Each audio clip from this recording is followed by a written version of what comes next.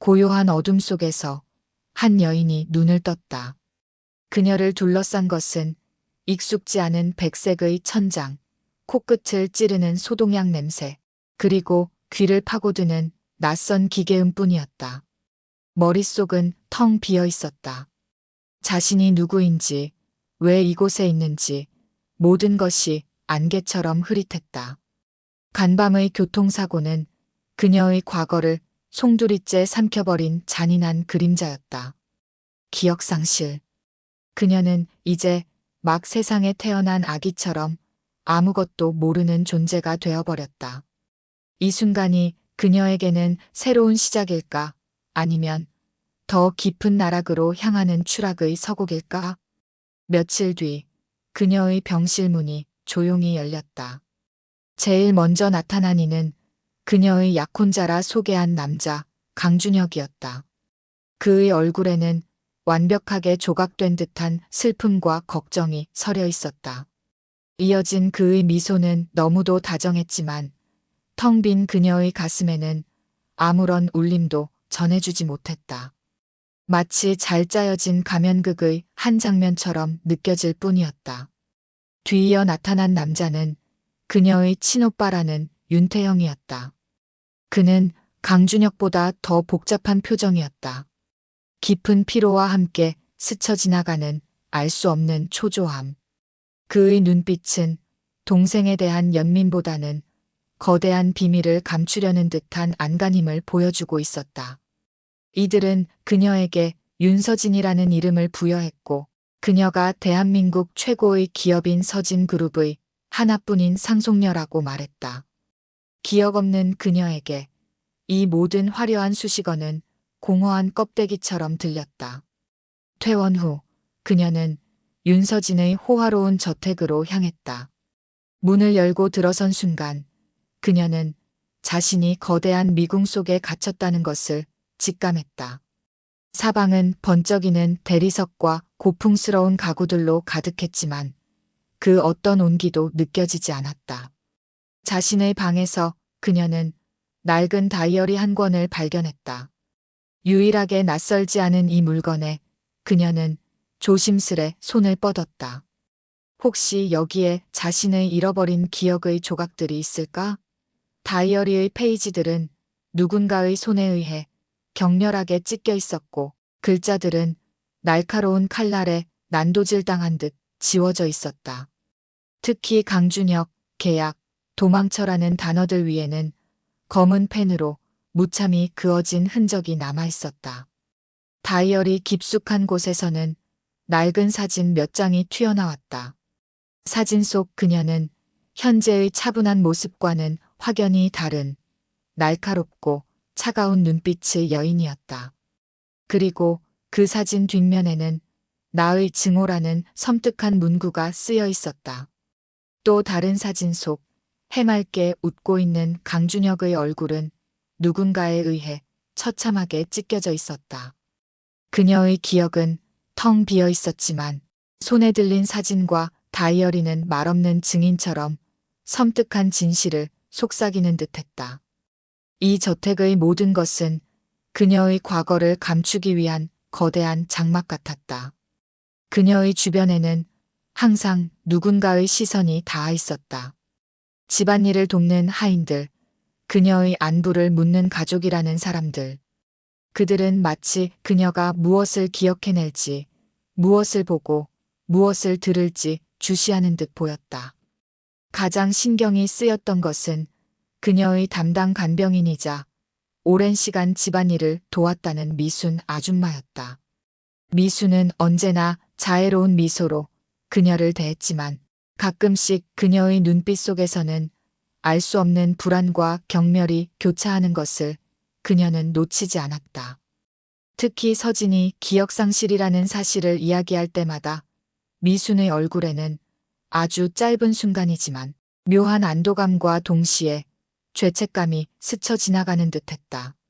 미순은 기억을 잃은 서진을 극진히 돌보는 것처럼 보였지만 동시에 그녀에게서 의도적으로 거리를 두는 듯한 미묘한 행동들을 보였다.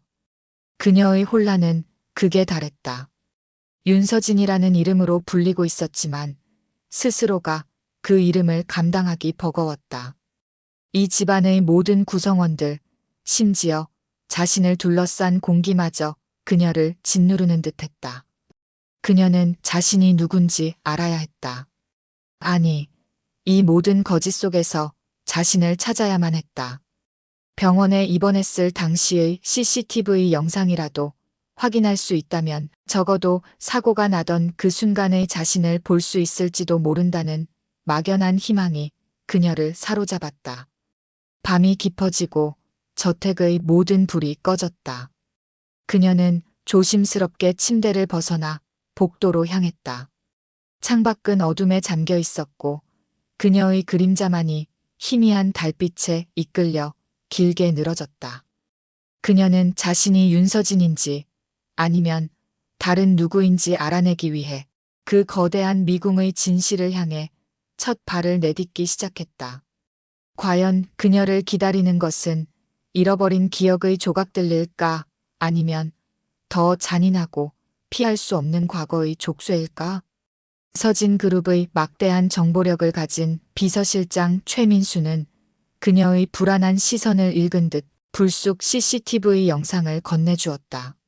사고 당일 병원으로 실려온 그녀의 모습을 지켜보고 있던 윤태영의 모습. 그의 표정은 슬픔이 아니었다.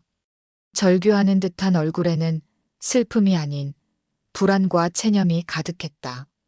그리고 그녀는 섬광처럼 스쳐 지나가는 과거의 한순간을 떠올렸다. 자신이 윤태형에게 매달려 절규하는 목소리가 귓가에 맴돌았다. 오빠, 이대로는 안 돼. 나 좀 살려줘. 제발. 그 순간 그녀의 뇌리를 강렬하게 스쳐 지나간 진실은 충격적이었다. 그 절규는 도움이 아닌 제발 날 막아달라는 처절한 외침이었던 것이다. 나는 이제 모든 진실을 덤덤하게 그러나 명확하게 밝힐 때가 왔음을 느꼈다. 윤서진. 그녀는 단순한 피해자가 아니었다. 아니, 피해자는커녕 악의 정점에 선 빌런이었다.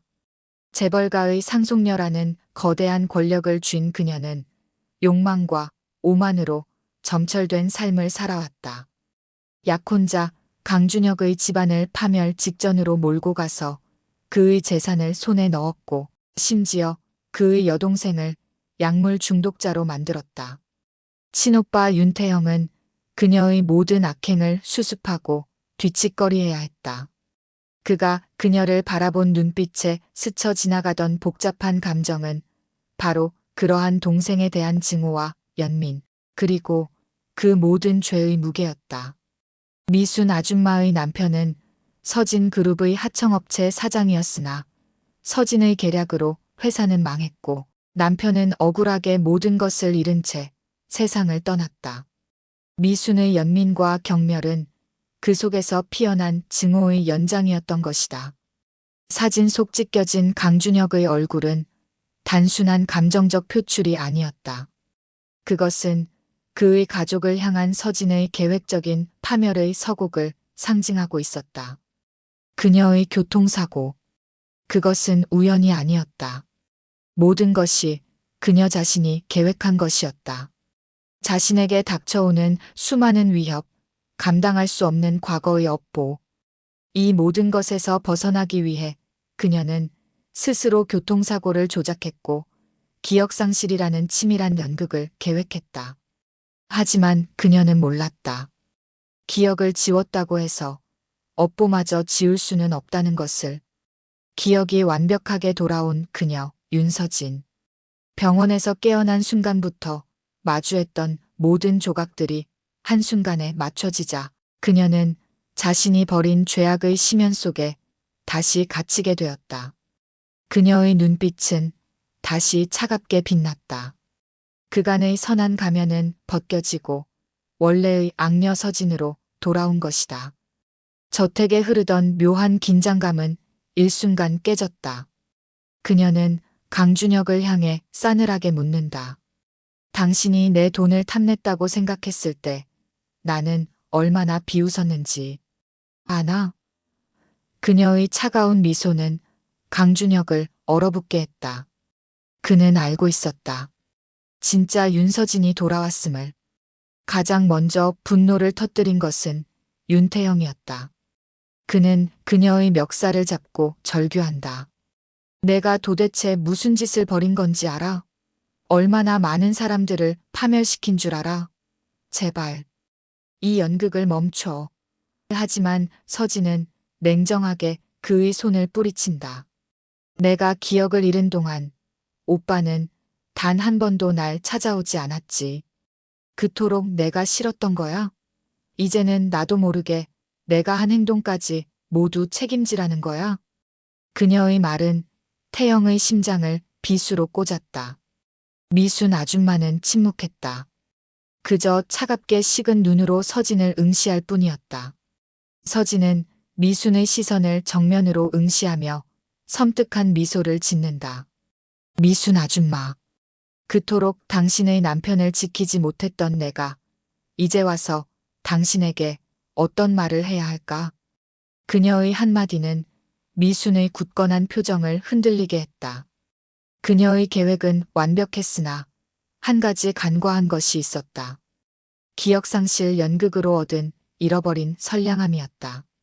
연극 속에서 그녀는 평범한 인간의 감정을 다시 배우기 시작했다.